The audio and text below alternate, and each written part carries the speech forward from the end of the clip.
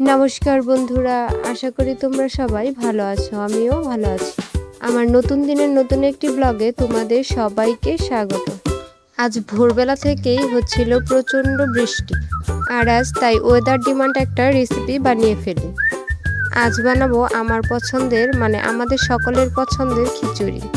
আর খিচুড়ির সাথে পায়েস আর চাটনি না হলে যেন আমার জমেই না।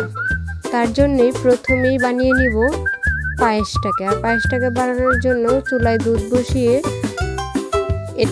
দুধটা একটু ফুটে এলে আমি চালগুলো দিয়ে দেবো। আর চালটা যখন প্রায় সেদ্ধ হয়ে যাবে তখন আমি গুড়টা দিয়ে এটাকে নেড়ে চেড়ে একটু ফুটিয়ে নিব। পায়েসটা কিন্তু করতে অনেকটাই সময় লেগেছে, আর এই ধৈর্য সহকারেই আমি এই পায়েসটাকে বানিয়েছিলাম।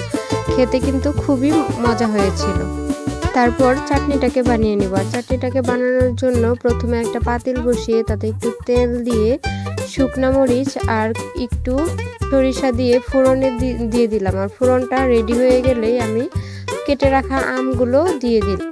আমগুলো দিয়ে একটু গুড় আর পানি দিয়ে একটু সিদ্ধ করে নিলেই এটা রেডি হয়ে যাবে। তারপর খিচুড়িটাকে আমি আজকে করব প্রেসার কুকারে। তার জন্য প্রথমে প্রেসার কুকারটা বসিয়ে এতে একটু তেল দিয়ে আমি খিচুড়ির ফোড়নটা দিই। ফোড়নে ছিল 2টা এলাচ, আদা, শুকনা মরিচ, 5 ফোড়ন আর জিরা।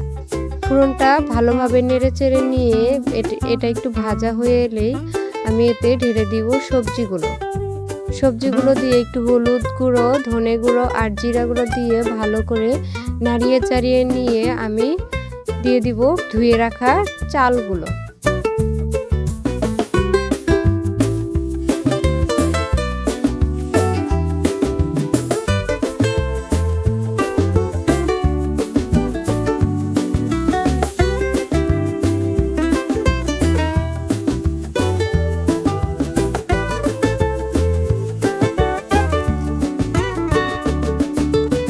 এবারে চালগুলোতে মরিচ আর একটু পরিমাণ মতো লবণ দিয়ে আমি এটাকে ভেজে নিব। আর ভেজে নিয়ে ফুটন্ত গরম পানি দিয়ে দিব এই খিচুড়ির জন্য।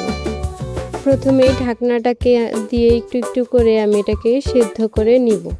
যখন প্রায় অর্ধেক সেদ্ধ হয়ে যাবে খিচুড়িটাকে, তখনই আমি প্রেসার কুকারের ঢাকনাটাকে একদম আটকে দিব। আটকে দিয়ে 4টে সিটি দিয়ে নিলেই খিচুড়িটা হয়ে যাবে। যেহেতু এটা পাতলা খিচুড়ি তাই আমি একটু বেশি সিটিটা দিয়েছিলাম। এবারে বেগুন আর করলাটা ভেজে নেব। ভাজার জন্য প্রথমেই কড়াইটা বসিয়ে এতে একটু তেল দিয়ে তেলটা গরম হয়ে এলে প্রথমে বেগুনগুলো ভেজে নিব। রান্না করতে করতে ওদিকে আমার কারেন্ট চলে গিয়েছিল, আর তাই গ্যাসের চুলাটা ধরিয়ে আমি বাকি বড়াগুলো ভেজে নেব। আজকের ভিডিওটা এই পর্যন্তই। তোমরা সবাই ভালো থেকো, সুস্থ থেকো। আর আমার ভিডিওটা যদি ভালো লেগে থাকে চ্যানেলটা সাবস্ক্রাইব করে পাশে থেকো। ধন্যবাদ।